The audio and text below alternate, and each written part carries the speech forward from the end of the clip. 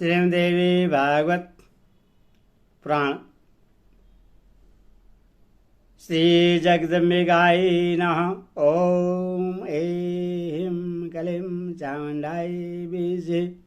श्रीमद्देवी भागवत महापुराण पंचम स्कंद अथवा प्रथमो अध्याय। भक्तगणों, आज आपको श्रीमद्देवी भागवत पुराण में व्यासतरा त्रिदेवों की तुलना में भगवती की उत्तमता का वर्णन की कथा कहूँगा। आप इसको ध्यानपूर्वक सुने और इस वीडियो को लाइक करें, सब्सक्राइब जरूर करें। माँ भगवती आपका कल्याण करे। और कथा सुनिए। ऋषिगण बोले, हे सूत जी, आपने यह बहुत ही उत्तम कथा कही, जिसमें भगवान श्री कृष्ण के सर्व पाप विनाशक तथा अलौकिक चरित्र का वर्णन है।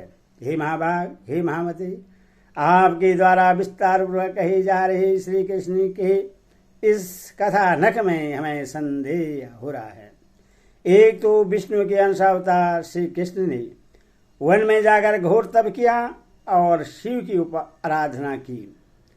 पुनः जगजननी श्री देवी भगवती पूर्णा की अंशरूपा देवी पार्वती ने श्री कृष्ण को जो वरदान दिया, ईश्वर होते हुए भी श्री कृष्ण ने शिव तथा पार्वती की उपासना क्यों की? क्या श्री कृष्ण में शिव की अपेक्षा कोई न्यूनता थी? यही हमारा संदेह है। सूत जी बोले, हे महाबा मुनिगण, व्यास जी से इसका जो कारण मैंने सुना है उससे आप लोग सुनिए। अब मैं भगवान श्री कृष्ण के गुणों से परिपूर्ण कथा कहता हूँ। व्यास जी से यह वृत्तांत सुनकर प्रतिभावान राजा जन्मेजय और भी अधिक संदेह में पड़ गए। तब उन्होंने फिर पूछा। जन्मेजय बोले, हे सत्यवती तन्य व्यास जी, मैंने परम कारण स्वरूपा भगवती के विषय में सुना, फिर भी मन की वृत्ति सहज से मुक्त नहीं हो पा रही है। हे महाभाग, मुझे यह महान विस्मय है कि देवों के भी देव विष्णु के अंश से उत्पन्न श्री कृष्ण ने ये अति उग्र तपस्या करके भगवान शिव की आराधना की, जो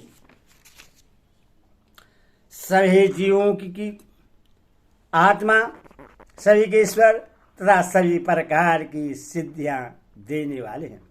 उन भगवान श्री कृष्ण ने भी सामान्य प्राणी की भांति घोर तप क्यों किया? भगवान श्री कृष्ण तो जगत का सर्जन, पालन तथा संहार करने में समर्थ हैं, तब भी उन्होंने इतनी उग्र तपस्या किस लिए की? व्यास जी बोले, हे राजन, आपने सत्य कहा है।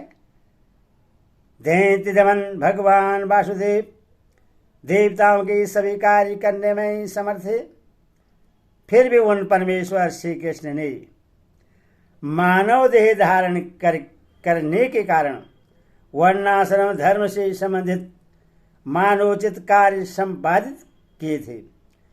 उन्होंने वृद्धजनों की पूजा, गुरुजनों की चरण वंदना, ब्राह्मण की सेवा तथा देवताओं की आराधना की। शोक के अवसर पर वे शोकाकुल हुए तथा हर्ष की स्थिति में हर्षित हुए। अवसर के अनुसार उन्होंने दीनता का प्रदर्शन किया, नानाविध लोकवादों को सहन किया तथा अपनी स्त्रियों के साथ लीला विहार किया।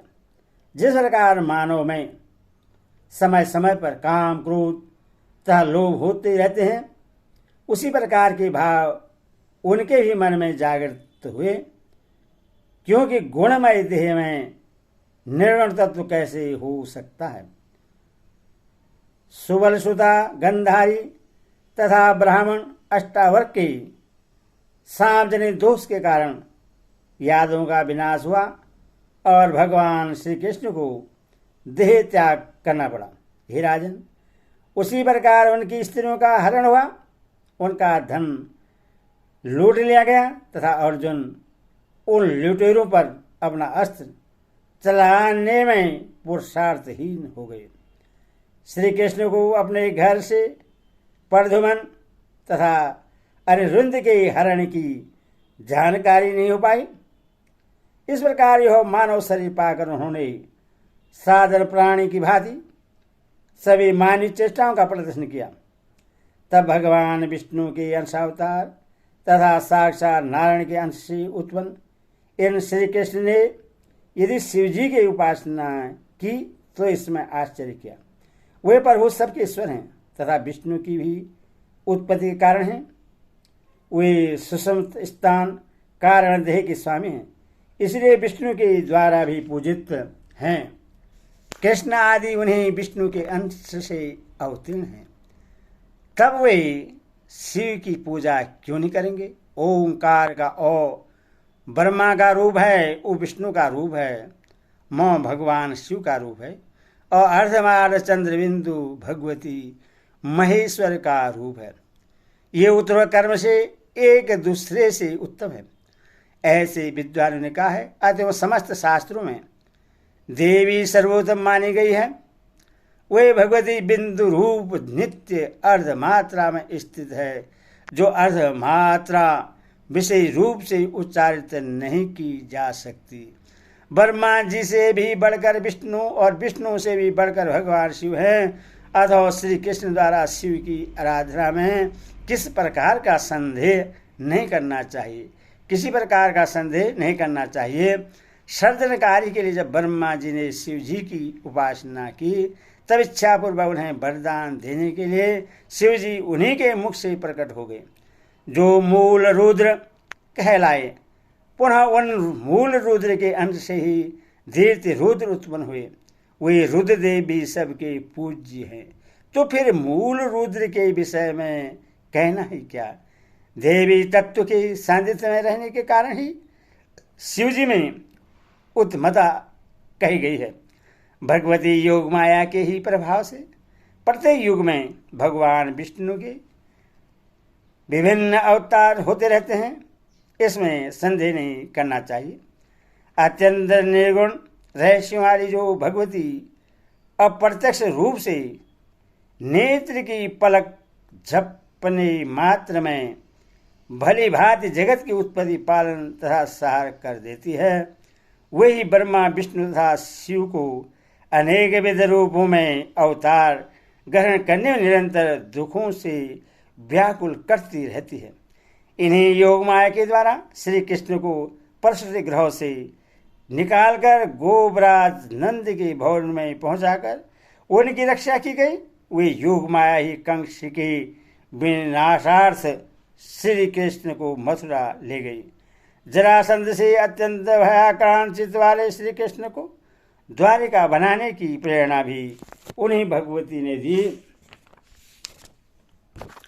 उन्होंने ही अपनी कला शक्ति से 16,050 रानियों तथा 60 तथा 8 पटरानी की रचना करके पुनः भगवान श्री कृष्ण को उनके विलास की वशीभूत करके उन अनंत शक्ति संपन्न श्री कृष्ण को उनका वंशवर्ती बना दिया। केवल एक ही युवती अपने लोहमय शूधन पास में पुरुष को बांध सकने में समर्थ है, तो फिर जिसकी 16,050 भार्याएं हों उसके विषय में क्या कहना। वे सब तो उस पुरुष को पालित तोते की भांति अपनी इच्छा के अनुरूप नियंत्रण कर सकती है। सत्राजित की पुत्री सत्यभामा के वशीभूत श्री कृष्ण उसके कहने पर प्रसन्नतापूर्वक इंद्र के भवन में पहुंच गए। वहां पर इंद्र के साथ युद्ध करके उन्होंने तरुराज कल वृक्ष छीन लिया और उससे अपनी प्रिया सत्यभामा के महल को सुशोभित किया। समस्त धार्मिक अनुष्ठानों को विधिपूर्वक करने की इच्छा वाले भगवान श्री कृष्ण ने शिशुपाल आदि वीरों को जीतकर पूर्वत बाघ दत्ता रुक्मणी का हरण कर लिया और अपने बल के प्रभाव से उससे अपनी धर्मपत्नी के रूप में ग्रहण किया। किसी दूसरे की भार्या हरण करने की यह कौन सी विधि निर्मित हो गई? अत्यंत दारुण अतपतन करने वाले मोह जाल से विमोहित तथा अहंकार के वशीभूत मनुष्य नाना विधि शुभ तथा अशुभ कार्य करता है। मूल प्रकृतिजन्य उग्र अहंकार से ही इस स्थावर जगमात्मक जगत की उत्पत्ति हुई है और इसी से विष्णु शिव आदि देवों का भी प्रादुर्भाव हुआ है। जब ब्रह्मा जी पूर्ण रूप से अहंकार से रहित होते हैं तब वे सृष्टि के निर्माण कार्य से मुक्त हो जाते हैं, अन्यथा अहंकार के वशवर्ती होकर वे सृष्टि रचना में प्रवृत्त रहते हैं। उस अहंकार से मुक्त प्राणी संसारी बंधन से छूट जाता है और उसके वशीभूत हुआ प्राणी संसारी बंधन में पड़ जाता है। हे राजन, स्त्री, धन, घर, पुत्र तथा सोदर भाई ये सब बंधन के मूल कारण नहीं है। अभी तो अहंकार ही प्राणियों के लिए बंधनकारी वस्तु है। मैं ही करता हूँ, यह कार्य मैंने अपने ही सामर्थ्य से पूरा किया है, यह कार्य पूरा कर लूँगा, यह कार्य अभी कर लेता हूँ। इन भावनाओं के कारण प्राणी स्वयं बद्धता चला जाता है। कोई भी कार्य बिना कारण के कदापि नहीं होता है। जैसे मिट्टी के पिंड के बिना घड़ा न तो बन सकता है और न दिखाई पड़ सकता है। जब भगवान विष्णु अहंकार के बशवर्ती होते हैं तथा वे विश्व का पालन करने में समर्थ होते हैं, नहीं तो वे सदा शिष्ट पालन के चिंता रूपी समुद्र में डूबे क्यों रहते। अहंकार मुक्त होकर यदि वे मनुष्य रूप ग्रहण करें तो निर्मल चित्त हुए वे अवतार प्रभाव में होने वाले सुख दुख आदि में कैसे डूबे उतराइए। अहंकार ही अज्ञान का मूल कारण है तथा उसी से इस जगत की उत्पत्ति हुई है। अहंकार से विहीन प्राणी को अज्ञानता तथा संसारिक बंधन दोनों ही नहीं होते। हे महाभाग, इस जगत में सत्वगुणी, रजोगुणी तथा तमोगुणी ये 3 प्रकार के पुरुष कहे गए हैं। हे राजेंद्र, सृष्टि पालन और संहार कार्य संपन्न करने वाले ब्रह्मा विष्णु महेश आदि तीनों देवताओं में भी वे ये 3 गुण सदा विद्यमान रहते हैं। तत्वदर्शी मुनियों ने अहंकार को इस जगत की उत्पत्ति का परम कारण बताया है। अतएव इसमें संदेह नहीं है कि ये ब्रह्मा विष्णु तथा महेश भी उसी अहंकार से आबद्ध हैं। माया से विमोहित मंद बुद्धि वाले कुछ मनुष्य कहते हैं कि भगवान विष्णु अपनी इच्छा से नानाविध अवतार ग्रहण करते हैं, किंतु जब कोई मंदमती प्राणी भी अतिशय दुखप्रद गर्भ में निवास करना पसंद नहीं करता तो फिर सर्व विद्या संपन्न वे चक्रधारी भगवान विष्णु अवतार ग्रहण करना क्यों चाहेंगे। कुछ लोग कहते हैं कि भगवान विष्णु अपनी इच्छा से कौशल्या तथा देवकी के मल मूत्र से परिपूर्ण गर्भ में आए थे, किंतु वैकुंठ भवन छोड़कर करोड़ों चिंताओं के आगार विस्तुल्य दुखदायक गर्भवास में आने से उन्हें कौन सा सुख प्राप्त हुआ होगा।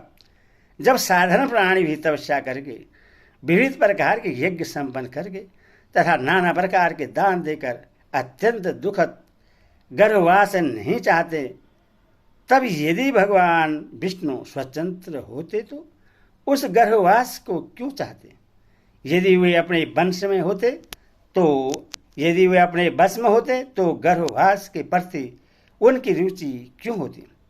अतः हे महाराज, आप यह जान लीजिए कि ब्रह्मा से लेकर तरण पर्यटन संपूर्ण जगत, सभी देव मानव तथा पशु पक्षी योग माया आदि शक्ति भगवती के बस में है। मकेड़ी के तंतु जाल में फंसे कीट की भांति ब्रह्मा विष्णु महेश आदि ये सभी देव उन भगवती की लीला से माया रूपी बंधन में पड़ जाते हैं और आवागमन के चक्र में भ्रमण करते रहते हैं। इति श्रीमद्देवी भागवत महापुराण पंचस्कंदे योग माया प्रभावनाम प्रथमो अध्यायो। हरि ओम।